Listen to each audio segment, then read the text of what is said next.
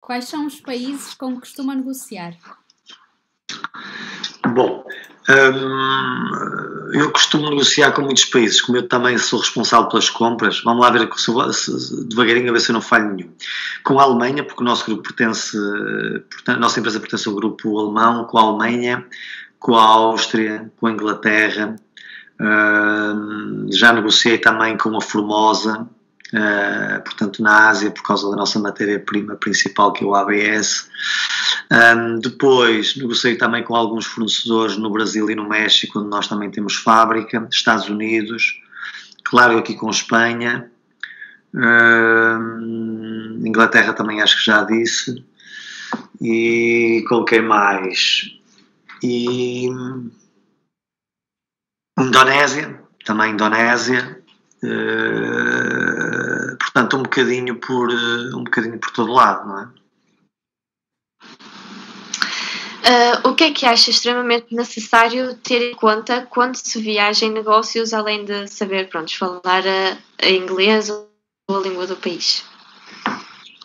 Bom, em primeiro lugar, ter ali um bom enquadramento familiar, porque a gente, quando nós viajamos muito, passamos muito tempo fora, tem que haver aqui um balanceamento bom com a família, porque vamos estar muito tempo fora, principalmente se for, no meu caso não que sou homem, mas por exemplo no caso das mulheres que tiverem filhos pequenos deve ser mais complicado, imagino eu. Portanto, acho que o enquadramento familiar, uma boa base familiar é importante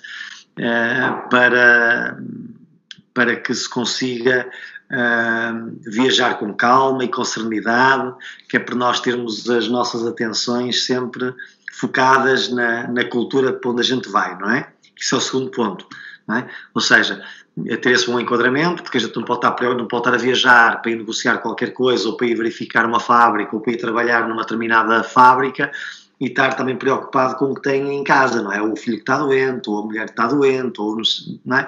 Portanto, causa sempre alguma perturbação.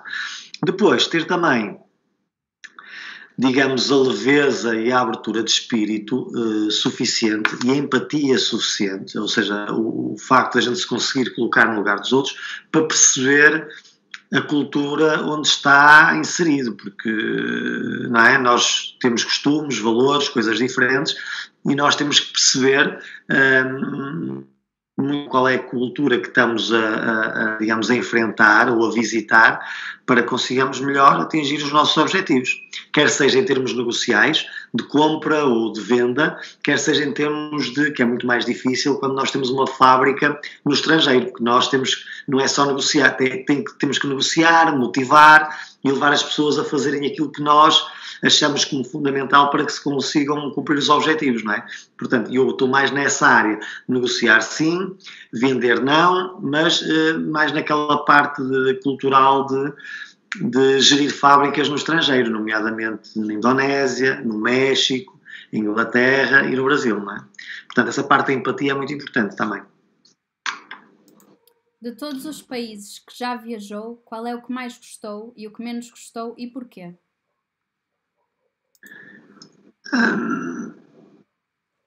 Bom, o país que eu mais gosto, mas isto é porque estive lá a viver, é os Estados Unidos. Eu gosto lá, o meu filho também nasceu lá e, digamos, embora não fosse o primeiro país que eu visitasse, eu quando comecei a estudar, quando fui para a universidade, eu comecei em Inglaterra, em Sheffield.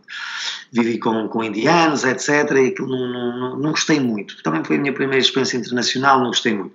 Contudo, de todos que me chamam mais a atenção, porque também conheço melhor, porque para se perceber uma cultura tem que se a viver, tem que estar lá, não é por visitar 2 ou 3 dias que a gente vai conhecer uma cultura de um determinado país. Isso é mentira, nem a ler, a gente tem que viver no dia a dia. E de facto é a cultura que eu conheço melhor. Portanto, o que eu gostei mais talvez tivesse sido os Estados Unidos por conhecer melhor. O menos, não tenho assim, talvez. Eu não gosto muito de viajar para o México, porque no México eu vou para o México, vou 3, 4 vezes, antes desta pandemia, 3, 4 vezes por ano. Ao Brasil também 3, 4 vezes por ano, uma vez por ano ou 2 à Indonésia, uma vez por ano ou 2 à China, mas a parte da... Uma pessoa nunca se sente muito seguro no México nem no Brasil. Nos centros urbanos, nos grandes centros é seguro, nos hotéis é seguro, mas andando um bocadinho mais por fora não é seguro. E se calhar é mais por causa disso, porque de resto, digamos, não é, esses países também são muito pobres e isso não é isso que de facto não me faz gostar, não é? Porque cada cultura vale o quê? Por exemplo, a Indonésia é muito pobre, e eu gosto da Indonésia, gosto muito de ir à Indonésia, é muito pobre, não há grandes sítios para ir, mas é seguro. Mas ali o México e o Brasil... a gente pensa no México e no Brasil, pensa só nas praias e nas águas cristalinas e tal, mas isso é só um bocadinho uma parte muito pequenina. Quando a gente tem que ir para lá trabalhar, isso é que é um 31 do caraças, não é? Mas eu diria isso. Em qual país a dificuldade de adaptação e porquê? De adaptar? É sempre de adaptar, por exemplo, quando a gente vai muitas horas de diferença com jet lag, isso é difícil de adaptar. A cultura já não tenho, digamos, não é muito difícil a gente adaptar-se. Nossa cultura, nós portugueses, a cultura latina, não é muito difícil de se adaptar a qualquer coisa. Nós somos facilmente adaptáveis. Já, por exemplo, os norte-americanos ou os países nórdicos da Europa, do centro da Europa, quando já são mais... não têm tanta latitude de adaptação. Nós temos.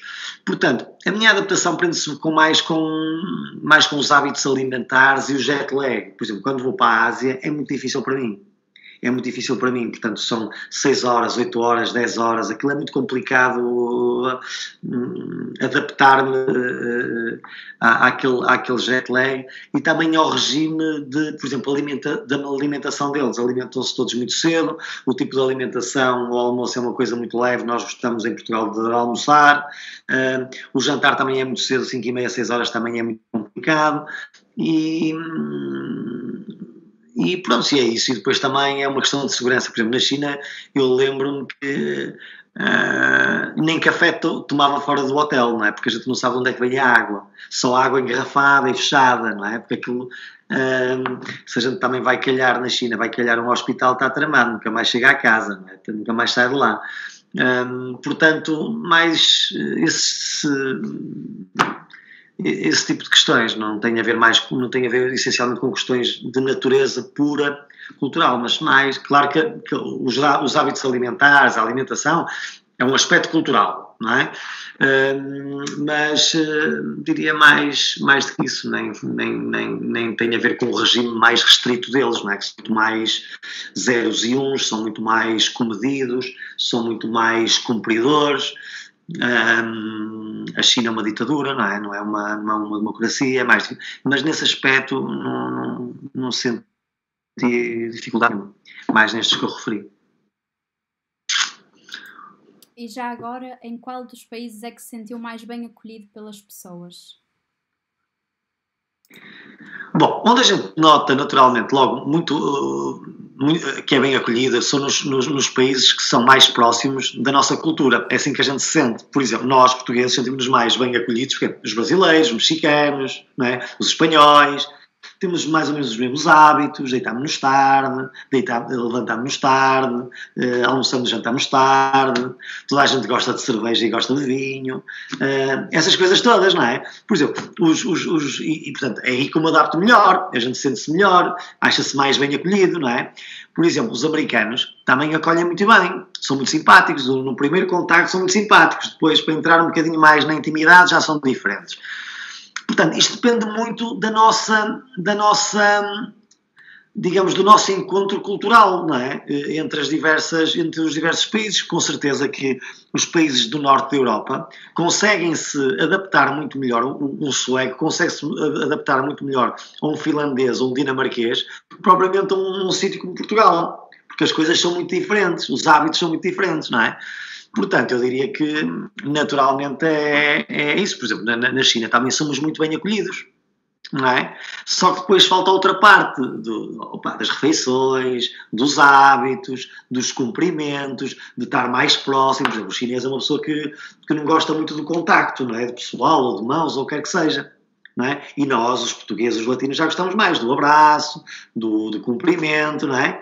Portanto, isso tudo faz-nos sentir bem acolhidos. Bem acolhidos não é só ser simpático e rir, não é? Isso somos bem acolhidos em todo lado, não é? É mais onde nos sentimos confortáveis. Portanto, é isso, não é? Dos países que já viajou, qual é que acha mais parecido a Portugal? Foi isso que eu lhes disse, não é? Ou seja, tem parecido em termos de são estes, os latinos, não é? Claro que em termos geográficos, o México e o Brasil não têm nada a ver com Portugal, não é? São todos mais quentinhos que nós, não é? Embora nós sejamos mais quentinhos que o Norte da Europa. Mas, do ponto de vista de similaridades entre países, claramente são os que estão mais próximos. A Espanha é muito parecida connosco, não é? De resto, dizia mesmo os latinos, não é? O resto é tudo um bocadinho mais distante e diferente. Já referiu que há alguns países que são diferentes de Portugal. Acha que há algum em específico que seja completamente o oposto de Portugal? Bom, completamente oposto, dos que visitei, completamente oposto, até acho que não há nenhum. Se a gente estiver a falar, vamos lá, eu não visitei o Iraque, por exemplo, conheço o Iraque. Estamos aí para casos também extremos, não é? Não conheço a Coreia do Norte, que é um caso extremo de ditadura, não é? Imagino que seja muito diferente de nós, mas completamente opostos, não encontro nenhum. Há sempre algo, mesmo a China, que é uma cultura, ou na Indonésia, que são culturas muito diferentes das nossas, não vejo assim uma coisa completamente nos antípodas do outro lado. Há sempre coisas comuns, não é? Há sempre coisas próximas. Eu não vejo assim nenhum país. Lá está. Porque, porventura, como sou uma pessoa que viajava antes da pandemia muito, não é? Se calhar já estou um bocadinho imune a isso, já não consigo notar grandes diferenças entre os países. Mas pronto, mas há diferenças muito grandes, por exemplo, entre Portugal e a China. É o mais distante, nomeadamente em termos de organização. Nós temos a ideia que a China, por exemplo, é um país muito pobre e muito atrasado. Não é nada disso. Por exemplo, eu já estive 2 vezes em Guangzhou, que é uma zona muito industrial, em que aquilo é praticamente, são cidades como outros Estados Unidos, qualquer cidade dos Estados Unidos. Cidades muito grandes, mas acima de tudo muito organizado e tudo muito limpo. E toda a gente muito cumpridora. Ora, podemos dizer que é completamente diferente, mas não é completamente o oposto. Nós não somos tão limpos, não somos tão organizados, mas também não somos tão desrespeitadores, não é? Existe um bocadinho de tudo. Mas, de facto, lá, a norma é toda a gente cumprir. A norma é estar tudo organizado. A norma é estar tudo, chegar a tempo ao trabalho. A norma é sair toda a gente a tempo do trabalho, não é? Portanto, esse tipo de regras, esta quase intransigência da forma como eles vivem, não é? É de facto um bocado diferente da nossa, não é? Por exemplo, os indonésios já são um bocadinho mais desorganizados. Embora muito mais organizados que nós, não é? E muito mais limpos, muito mais cumpridores. Mas eu diria essas duas situações. Qual foi a diferença cultural que mais o chocou? Bom, vocês põem aí as palavras também muito fortes. Chocar é uma coisa que nos, sei lá, é assim uma coisa forte, violenta, caraças, não é? Chocar, vamos ver. Estou-me a tentar lembrar das primeiras coisas quando viajei, que a gente fica um bocado imune, não é? Mas eu acho que chocado, nunca fiquei muito. Mas, por exemplo... Posso dar um exemplo? Sim, mas força. Na comida chinesa, normalmente eles têm algum tipo de comida que não nos é habitual a nós. Não houve nada assim que eles comessem que os chocasse? Pá, sim, isso sim, não é? Isso eles comem aquelas. Já nem estou a falar dos escaravelhos, das pernas de resma. Eu gosto muito de comida chinesa, mas isso não como, não é? Isso não como. E isso talvez, isso é uma boa ideia e tal, isso passa ao lado. Agora lembro-me uma coisa que me chocou. Agora está, por falar em comida, há uma coisa, eu uma vez fui ao Japão, e então, há lá um prato que os gajos fazem, que é engraçado. O peixe vem vivo para a mesa e estão a tirar. O peixe está vivo, está ali a respirar. Eles abrem.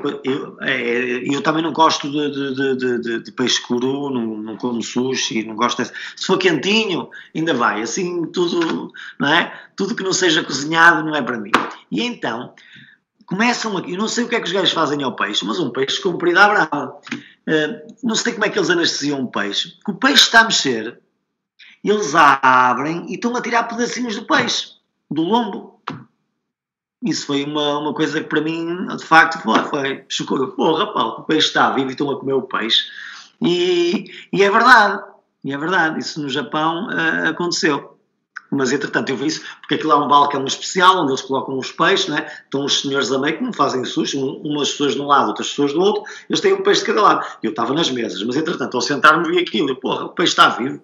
Sim, é um costume, não sei o que, assim. Mas eles estão a comer o peixe vivo, nem cozinham, e tal, não sei o que, põem um bocadinho de arroz e tal, um bocadinho de soja e pumba. E é uma iguaria daqui. Muito bem, sim, senhor. E eu, mas não vamos comer aquilo, pai, não, quero comer aquilo. Não. Muito bem. Isso, de facto, foi. Pronto, o maior choque que as pessoas que viajam encontram realmente é na comida, e principalmente em países asiáticos. Acha que o protocolo internacional é importante para viajar e negociar, ou seja, o conhecimento das culturas e dos costumes? Sim, isso é importante, isso é fundamental. Uma pessoa que vai tentar negociar com um chinês e num cumprimento primeiro, sente-se primeiro e faça ali algumas coisas, algumas faltas de respeito, acabou a negociação.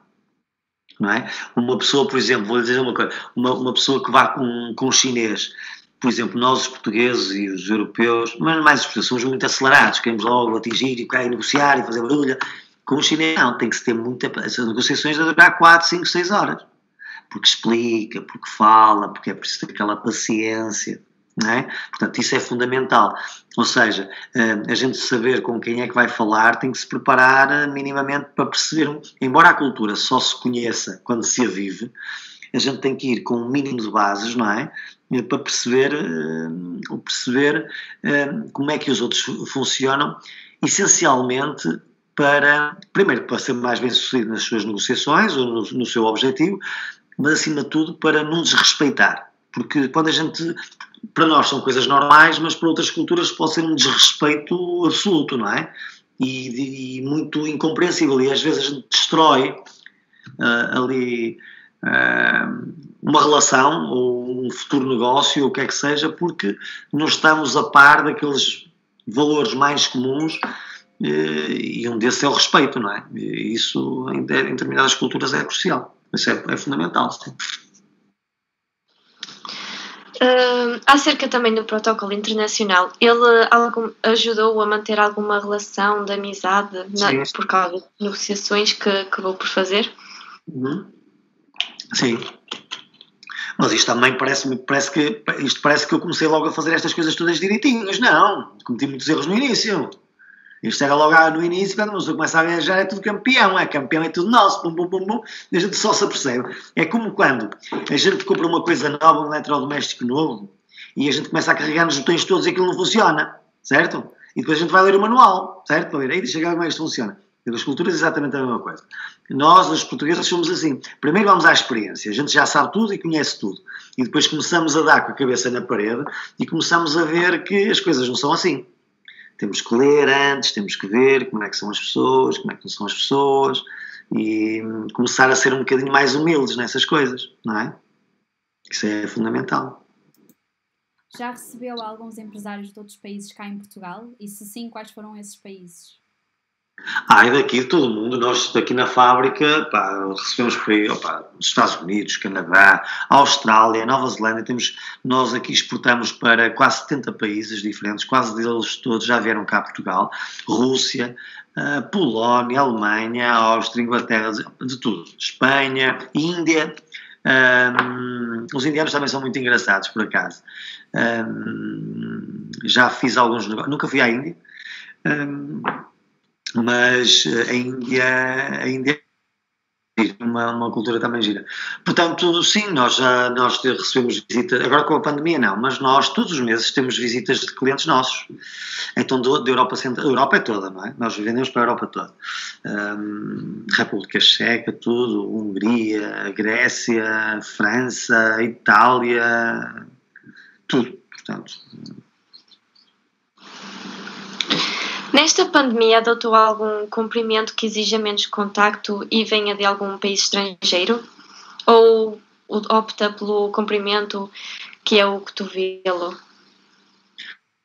Não, nós agora com a pandemia, como nós somos uma empresa muito internacional, não há visitas, e não há visitas, o que é que a gente faz? A gente é tudo por Teams, não é? Fazemos reuniões por Teams, etc, etc. E chegamos à conclusão que muitas das viagens que a gente fazia não faziam sentido.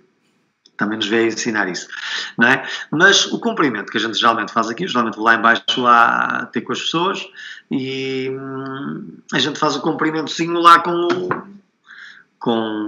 o antebraço, não é? O cotovelo, é assim.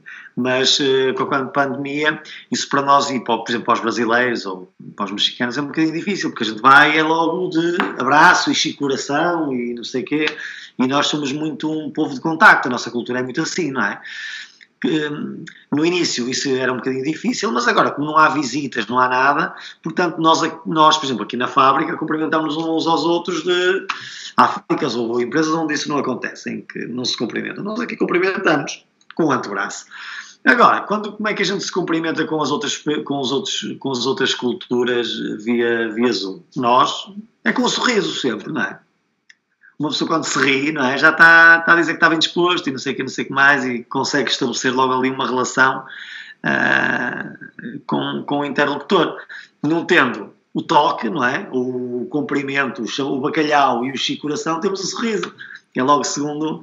Há culturas que não se conseguem rir. Os alemães não se conseguem. Chegam a uma reunião, estão ali sérios, objetivo, estão.